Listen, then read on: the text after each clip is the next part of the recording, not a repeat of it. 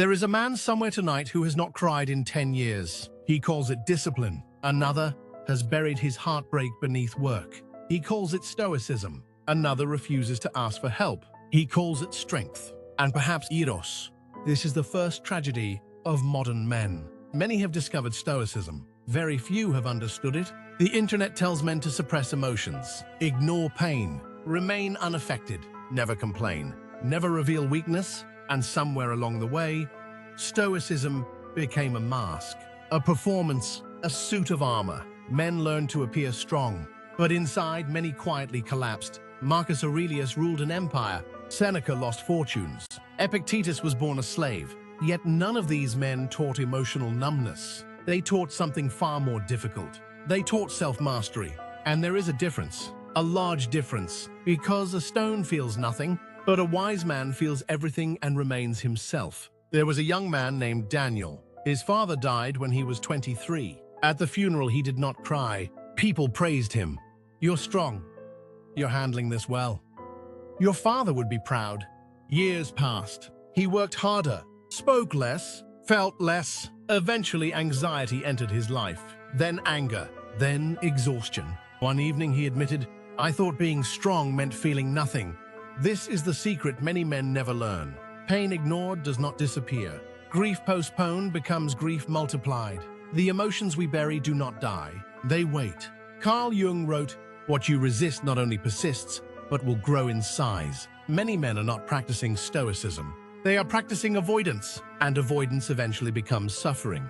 The Stoics never asked men to become machines. Marcus Aurelius wrote about compassion. Seneca wrote letters about grief. Epictetus spoke about human relationships. They understood something modern culture forgets. To be human is to feel fear, loss, love, anger, sorrow, joy. The Stoic does not deny emotion. He studies it. He understands it. He refuses to become its servant. The ocean still has waves, but the sailor learns to navigate. Eros, the secret is this: Stoicism was never about controlling your feelings. It was about controlling your response. There is a difference. You cannot stop sadness from arriving. You cannot stop grief. You cannot stop disappointment. You cannot stop fear. Life guarantees these things. A relationship ends. A friend betrays you. Your plans collapse. The person you love leaves. The body ages. People die. The Stoics understood that suffering often begins when we demand reality to be different. Marcus Aurelius wrote, "Accept whatever comes to you, woven in the pattern of your destiny." Acceptance is not surrender. It is seeing reality clearly. The storm is here. The loss happened. The mistake occurred. The truth arrived. Only then can wisdom begin. Imagine a man standing in the rain. He becomes angry. He curses the clouds. He demands sunshine. Hours pass. The storm remains. Another man opens an umbrella. One fights reality. One adapts to it. This is Stoicism, not emotional suppression. Not pretending, not indifference. Adaptation. A calm relationship with reality. There was an old carpenter who lost his home to a fire. The entire village expected him to collapse. Instead, he quietly said, "The house burned. My hands remain." Someone asked him how he stayed calm. He replied, "I cannot control the fire. I can control what I build next." This is the Stoic secret. The world controls events. You control your response. You lose the job. You choose your next step. You lose the relationship. You choose who you become. You fail.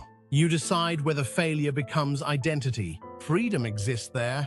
Epictetus divided life into two categories: what belongs to us and what does not. Other people's opinions, not yours. The weather, not yours. The past, not yours. Your effort, yours. Your character, yours. Your response, yours. Many men suffer because they spend their entire lives attempting to control what was never theirs. Approval, recognition, love, outcome, success, the future. The Stoic learns to release the rope, and when he does, something surprising happens. He becomes lighter. Modern men often use Stoicism to avoid vulnerability. "I don't care. It doesn't affect me. I'm fine." But the ancient Stoics understood brotherhood, friendship, duty, love. Marcus Aurelius mourned. Seneca grieved. They did not become cold. they became clear. There is a difference between peace and numbness. Numbness says, I feel nothing.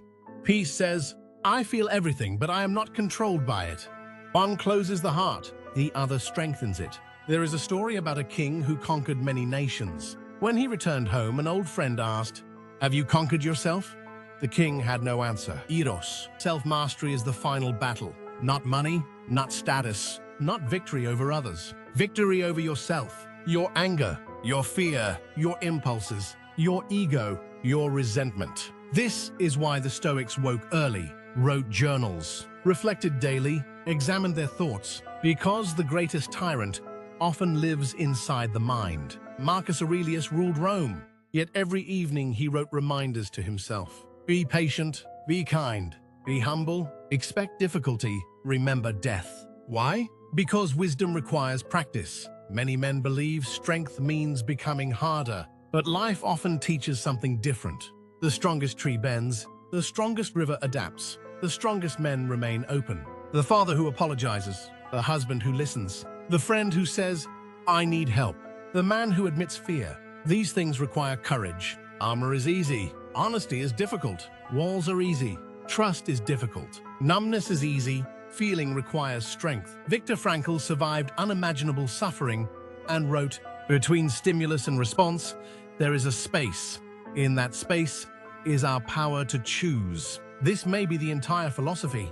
Life happens, and there is a space. The insult, the criticism, the rejection, the disappointment, the grief. Inside that space lives freedom. Most people react. The Stoic responds. Most people surrender to emotion. The Stoic observes it. Most people become their anger. The Stoic asks why anger arrived. This is mastery, not perfection, not invulnerability. Awareness, Eros. Perhaps the reason so many men become cold in the name of Stoicism is because feeling deeply is frightening. To love is dangerous. To grieve is painful. To hope risks disappointment. Yet the Stoics never taught men to avoid life. They taught men to participate fully, to love knowing loss may come, to build knowing destruction may come, to trust knowing change may come. Because life is temporary. Everything changes, everything passes. And precisely because of this, everything becomes precious. So before you call yourself Stoic, ask yourself, have I mastered my emotions or merely hidden them? Have I found peace or simply become numb? Have I accepted reality or escaped it? Because the cold man and the wise man often look similar from a distance. But one is hiding, the other understands. One fears pain, the other accepts it. One closes his heart, the other guards it without imprisoning it. Epistles to Eros.